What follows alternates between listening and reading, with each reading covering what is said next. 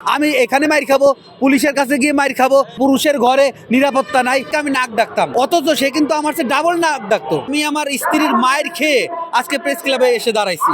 আমার আসলে আজকে এখানে আসা আমার দেয়ালে পিঠ থেকে গেছে।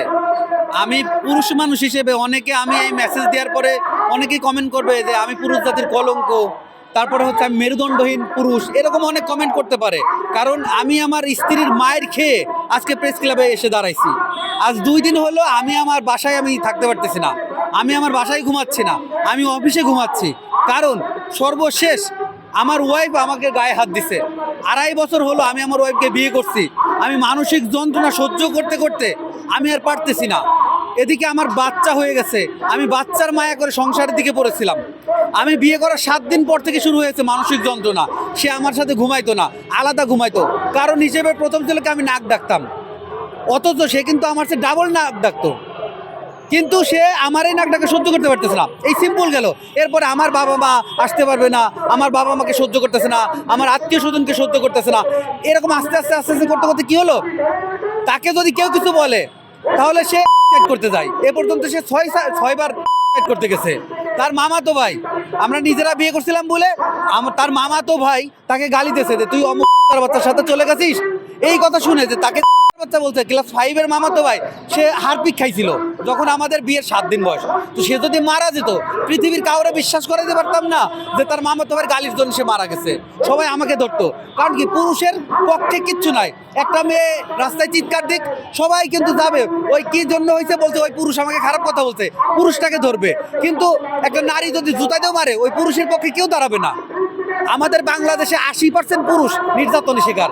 আমরা পুরুষের জন্মানোটা কি পাপ? আমরা পুরুষরা সারাদিন আমাদের সংসারের জন্য খাটি, গাধার খাটুনি খাটি, আমাদের গায়ের রক্ত পানি করে আমরা সংসারের জন্য ইনকাম করব। আর বাসায় যাব, সেই বাসায় গেলে শান্তি নাই। আমরা কি বাসার বাইরে গিয়ে হাওয়া খাই? যে যে প্রফেশনে সবাই কাজ করতেছে, কেউ মাথা খাটাতেছে, কেউ শারীরিক পরিশ্রম করতেছে। কিন্তু এই স্ত্রীরা যদি আমাদের মূল্যায়ন না দেয়, আমাদেরকে যদি রোলার স্টিমের মতো আরো পাটা বুতার মতো পিষে, তাহলে আমরা কোথায় যাব? আগে মানসিক আমাকে যন্ত্রণা দিত, এখন সে গায়ে হাত দেয়।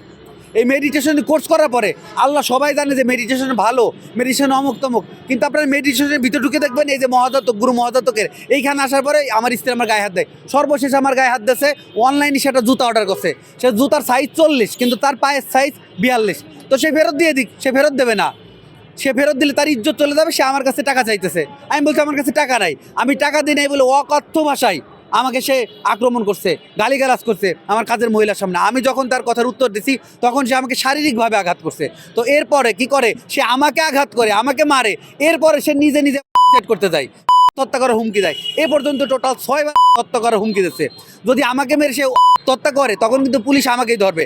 আমি এখানে মাইর খাবো, পুলিশের কাছে গিয়ে মাইর খাবো, আবার ধরেন থানা কোর্ট হাজতে যাব। কারণ হচ্ছে আমি পুরুষ মানুষ, আমার অপরাধ, আমি পুরুষে জন্মাইছি। এই কারণে আমি চাই যে বাংলাদেশের 80% পুরুষ এই নির্যাতনের শিকার। 80% পুরুষ নির্যাতনের শিকার হয় শারীরিক বা মানসিকভাবে, কিন্তু আমাদের কোনো আইন নাই। তাই চাই পুরুষ নির্যাতনের একটা আইন হোক। তাই আমার স্লোগান, পুরুষের ঘরে নিরাপত্তা নাই, পুরুষের নির্যাতন আইন চাই। আমি নিজে লেখালেখি করি। আমার লেখা গান রুনা লায়লা ম্যাডাম করেছেন, আমার লেখা গান হানিফ সংকেত স্যার নিয়েছেন, এবং আমি বাংলাদেশের প্রায় প্রতিটা বড় বড় কোম্পানিতে আমি নাটক লিখেছি। অথচ আমি নিজে এখন কিচ্ছু লিখতে পারতেছি না। একটা উপন্যাসের প্রুফ দেখবো, তাও আমার 2 বছর ধরে প্রুফটা দেখতে পারতেছি না, শুধুমাত্র আমি মানসিক টর্চারের জন্য।